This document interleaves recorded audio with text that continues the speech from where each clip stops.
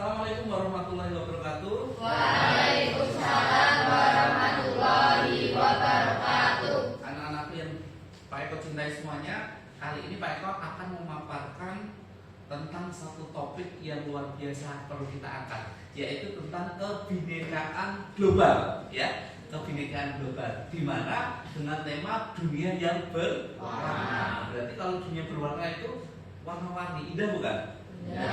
Ini adalah keberagaman dunia itu. Coba kita lihat apa saja yang ada. Nah, di sini capaian pembelajaran kali ini. Jadi setelah mempelajari topik satu ini, kalian akan paham tentang kebinekaan global, serta peserta nanti diharapkan satu, memahami konsep-konsep kunci realitas keberagaman, mampu merealisis macam-macam keberagaman itu, ya. Terus serta implikasi keberagaman dalam kehidupan sehari-hari. Kalian akan mampu itu. Kemudian mampu mempraktikkan keberagaman dengan pendekatan yang beragam. Nah, lihat. Kemudian kita mulai dari diri dulu, ya. Apa jadinya jika dunia ini seragam? Kira-kira dunia ini nanti seragam itu misalkan podo, tapi kira-kira gimana kan itu? Semua manusia kulitnya sama, bahasanya sama, budayanya sama. Kira-kira aneh nggak? Aneh ya. Justru karena keberagaman ini yang membuat kita bisa menjadi lebih baik, ya kan? Bahasa Indonesia, bahasa Inggris, ini semua di dunia ini macam-macam kan gitu. Nah, yang kemudian yang kedua, apakah Anda pernah terpikir untuk dilahirkan kembali sebagai bangsa lain? Ya kan, kalian sekarang bahasa Indonesia, pernah nggak terpikir untuk lahir jika nanti saya bisa dilahirkan di bangsa Eropa, mungkin begitu? Pernah nggak terpikir seperti itu? Nah, menurut Anda apakah dunia saat ini sudah damai-damai saja? Belum. Kenapa? Masih ada perang. Karena masih ada perang. Di mana saudara-saudara kita yang ada di Palestina sana? Semoga segera berlalu, ya. Nah, coba kita lihat aktivitas. Ini kan ada migrasi ini, ya. Jadi zaman dulu itu orang baru berpindah-pindah gitu. Sejak dulu manusia bermigrasi dari tempat asalnya menuju tempat baru untuk mencari kehidupan yang lebih baik. Ada nggak yang contoh di sini? Mungkin orang Blora bekerja di Jakarta, kayak gitu ya. Migrasi bekerja di Sumatera dan lain sebagainya. Bahkan ada yang di luar negeri, ya kan? Supaya kehidupannya jauh lebih baik. Nah, untuk itu, nah ini selama berabad-abad manusia dari berbagai ras, bangsa hidup berdampingan dan damai. Kan banyak ya, kita meskipun berbeda suku, bangsa, kita sama tetangga kita masih damai-damai aja kan? Nah, tujuannya supaya seperti itu. Nah, sekarang gini, namun ada pemimpin negara dan kelompok yang anti pendatang, ya. Mereka menginginkan negara mereka dihuni oleh ras atau suku yang bangsa asli saja. Nah, misi kita saat ini adalah mengembalikan sosok-sosok di samping ini ke tempat asalnya. Ini ada game nih, ya. Kira-kira nanti kalian yang ini, ya, apa namanya? Kalian yang menentukan ini di mana, nanti Pak Eko yang menunjukkan. Nah, kira-kira masnya ini dari mana wajah ini? Kita kirim ini kemana? Wajahnya ini wajah mana ini kira-kira? Hah? Indonesia bukan? Iya. Indonesia kita coba. Oh, bagus. Gimana? Filipina, coba wajahnya masuk wajah Filipina. Oh iya, tepat sekali. Kalau yang ini mana Cina kita masukkan ke sini. Oh, tepat sekali. Oke, ya. Kalau yang ini, ayo Meksiko. Ada yang tahu Meksiko? Mananya Meksiko? Apa? Oh, tepat sekali. Yang ini Arab. Oh, kalau yang ini India. Macam-macam India, Afrika. India ya? Oh iya, tepat sekali. Kalau yang ini? Afrika. Oke, yang ini? Indonesia. Oh, apa lah Indonesia sih, cantik kok Indonesia, ya. Kalau yang ini mana? Argentina. Oh, salah ya.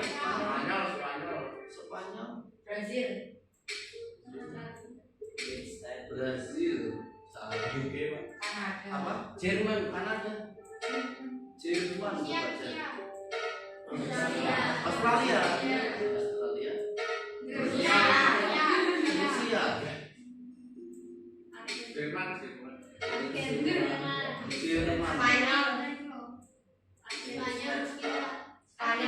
Spanyol mana Spanyol?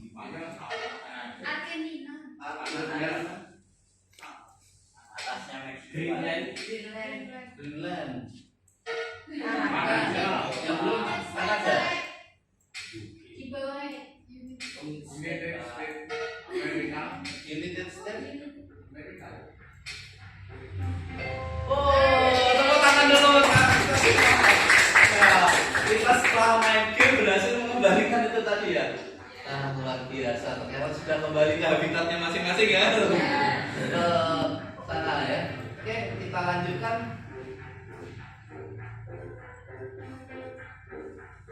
Sekarang kita close biar musiknya tidak. Nah, sekarang Pak Eko minta kita berefleksi ya. Buatlah catatan refleksi di bawah. Bagaimana jadinya jika manusia di dunia hanya boleh tinggal di tempat asalnya saja, tidak boleh ada migrasi. Wah, kacau kan? Nah, terus kemudian apa yang disebut penduduk asli, apakah yang lain di tempat itu? Ya. Itu nanti dibuat refleksi. Jika Anda adalah seorang yang memiliki wewenang, misalkan pejabat ya, kepala negara gitu, apakah kebijakan Anda tentang ini? Bagaimana agar manusia bisa hidup berdampingan? Seperti itu. Nah, nanti dibuat catatan ini jadikan refleksi kalian ya.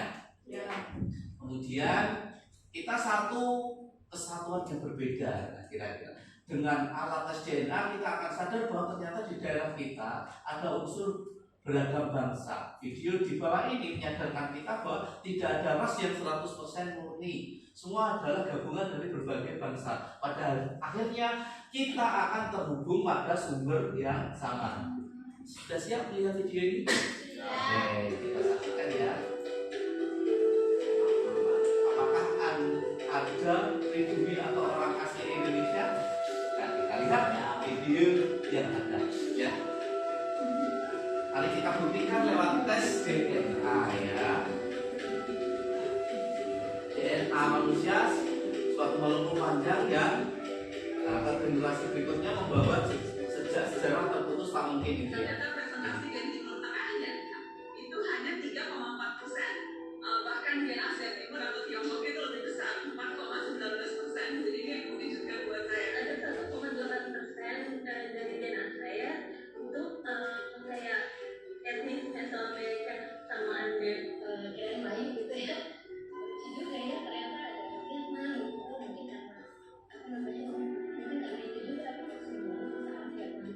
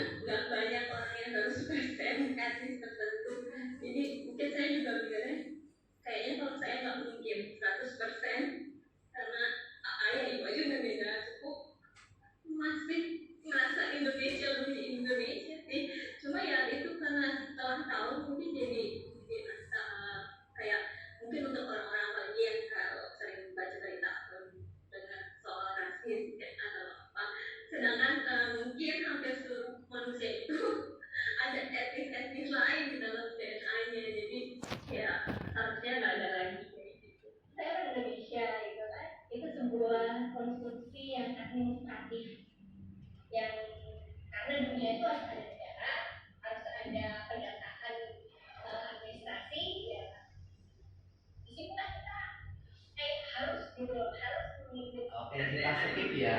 Kita Jadi dari separuh ini kita sudah tahu bahwasanya ternyata ketika dilakukan tes DNA itu ternyata kita itu ada gabungan daripada suku-suku lain. Nggak mungkin 100% murni Indonesia gitu. Kira-kira karena kita nggak bisa mengukur kakek nenek buyut kita itu dari suku mana, iya nggak? Iya. Nah, sekarang saya mau tanya, apa kalian pure 100% Indonesia? Belum tentu, karena mungkin ada dari Peru, ada Cina, ada yang dari Arab, ada yang dari mana-mana, itu kan campur-campur. Kira-kira kalau kalian deteksi dari ke belakang ya, dari bapak, mbah, buyut, canggah itu ya ke belakang, kalian apakah bisa menentukan itu asli orang Jawa semua? Nah, berarti pasti ada campuran dari etnis yang lain ya kan? Untuk itu rasisme sungguh tidak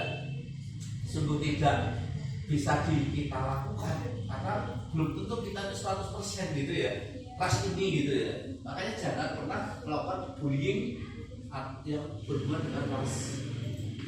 Nah kemudian untuk memperdapat ya ragam manusia, ragam bangsa dan ragam bahasa, di mana kita bisa kadang mengucapkan terima kasih, permisi, minta maaf dalam beberapa bahasa. Ayo, ada yang terima kasih gitu selain bahasa Indonesia apa?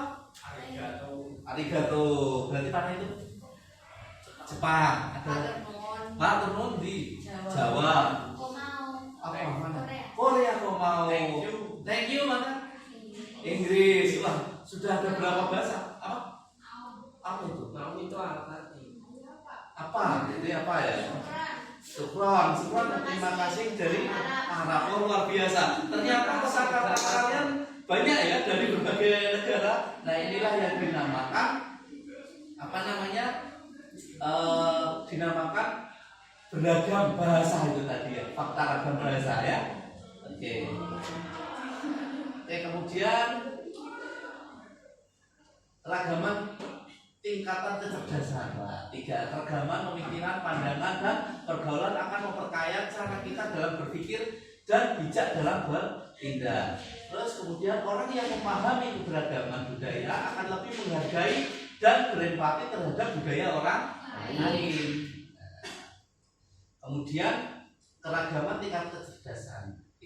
Orang yang hidup seragam dan pengalaman terbatas cenderung memiliki pikiran dan pandangan yang terbatas. Kita lihat coba, silakan di video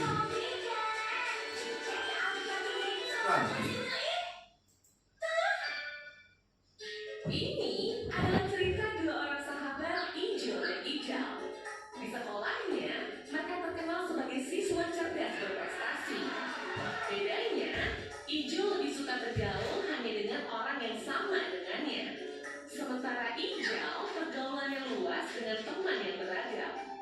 Injil lebih suka berkumpul dengan orang dari suku yang sama, karena bahasa dan budayanya nggak beda, jadi nggak ribet. Sementara teman Ijal beragam suku bangsanya. Meski kadang ada salah paham bahasa dan budaya, tapi Ijal bisa mengambil pelajaran darinya. Ijul tak mau berteman yang beda agama karena punya banyak prasangka. Kalau Ijal berteman dengan orang dari beragam agama. Dari sana, Ijal jadi belajar menghargai sambil tetap meyakini agama sendiri. Urusan hobi, Ijul cuma asik dengan komunitasnya sendiri. Kalau Ijal senang kolaborasi, berbagai komunitas dia ikuti. Saat kuliah, Ijul tak kemana-mana, sementara Ijal mendapat kesempatan pertukaran mahasiswa ke berbagai negara. Dengan lingkungan yang terbatas, Ijul nggak mudah menemukan pekerjaan yang pas. Sementara Ijal punya network yang luas, sehingga tak sulit menemukan pekerjaan yang sesuai passionnya. Saat reuni, Ijul dan Ijal bertemu kembali. 2 orang sahabat yang dulu sama-sama siswa berprestasi, kini sudah jadi 2 pribadi yang berbeda. Saat ngobrol, Ijul cenderung berpikir sempit, sementara Ijal terlihat berwawasan luas dan terbuka. Pembicaraan Ijul lebih banyak keraguan dan penghakiman, sementara Ijal penuh keyakinan dan penghargaan. Dari cerita tadi, kira-kira kamu termasuk tipe Ijul atau Ijal? Nah, kira-kira ini ada dua tipikal manusia. Mungkin yang hijau tadi lebih pinter ya mungkin ya. Tapi hijau dia pendiam gitu ya. Nah, tapi ada salah satu yang membuat mereka berbeda, apa coba? Mereka memilih pertemanan, mereka memilih pergaulan yang berbeda-beda. Yang satu siap menerima pergaulan dari manapun, tapi tetap komitmen dengan dirinya. Yang satu, wah kamu nggak sesuai dengan agamaku, kamu nggak sesuai dengan sukuku. Dia menutup diri. Akhirnya apa? Ketika mereka dewasa, berbeda pola pikir, pola pandangnya. Akhirnya yang lebih sukses siapa? Orang yang punya banyak teman, yang mau membuka diri untuk orang lain, kan gitu. Akhirnya yang satunya apa? Berpikirnya positif, negatif thinking terus seperti itu. Nah, makanya dari video ini kita bisa ambil satu pelajaran, jangan pernah menutup diri dari dunia luar selama kita masih bisa mengendalikan diri kita. Ya, bisa dipahami ya, karena ya. Oke, kemudian keempat, kerentanan. Nah, separuh responden di banyak negara Eropa merasa terancam oleh para pendatang, kaum imigran gitu ya. Kenapa? Karena dari hasil studi itu grafik insiden dan ekstremisme dan para pendatang akhirnya melakukan banyak kegiatan-kegiatan yang ekstrim gitu kan. Nah, ini di Eropa itu seperti itu. Ini ada contohnya ya, grafik insidennya itu meningkat terus gitu. Nah, hal-hal kayak gini lah perlu kita antisipasi. Karena apa? Karena kita terlalu banyak itu tadi berpikirnya, ketakutan akhirnya justru itulah yang membuat grafik insiden ekstremisme itu meningkat. Nah, kerentanan ini di Amerika Serikat terjadi peningkatan tindakan intoleran, kasus diskriminasi terhadap warga kulit hitam, kekerasan terhadap warga keturunan Asia seperti itu di Amerika juga terjadi. Jadi setiap tahunnya meningkat ini. Nah, seperti ini. Karena keberagaman itu tidak diterapkan dalam kehidupan mereka. Sama kalian ini adalah ratusan ribu orang Rohingya meninggalkan negara untuk menyelamatkan diri ya dari serangan ekstremis Buddha yang didukung oleh pasukan keamanan Myanmar. Bahkan ada yang kemarin sampai berlabuh ke Indonesia itu kan, dia Aceh. Mereka mencari perlindungan seperti itu. Nah, untuk itu kunci sukses adalah penyelesaian masalah inovasi, eksplorasi, investigasi, pemikiran kritis, komunikasi yang kreatif, pembaca yang baik dan pembelajaran yang pandai. Itu ini yang perlu kalian butuhkan ya, konsep 5 kunci sukses abad 21. Jadi tidak hanya pembelajaran yang seperti biasa saja. Ini yang harus kalian terapkan. Nah, ini belajar toleransi dari berbagai negara. Ini kalian butuhkan juga. Apakah dia penduduk negara asli dan lain sebagainya gitu ya. Indonesia itu termasuk sebenarnya bagus toleransinya. Ya. Semoga tidak tercemar gitu ya. Oke. Baik, anak-anak sekalian, ini adalah hasil dari paparan topik 1 yang perlu Pak Eko sampaikan. Keberagaman justrulah yang membuat kita semakin berwarna. Ya, coba kalau suara musik itu hanya do saja, tidak ada do, re, mi, fa, sol, la, si, do. Coba do saja. Kira-kira bagus nggak? Enggak. Do, nggak ada nadanya. Tapi karena ada do, re, mi, fa, sol, la, si, do yang beragam, maka bisa terciptalah sebuah musik yang indah. Bisa disepakati? Apakah bermanfaat apa yang Pak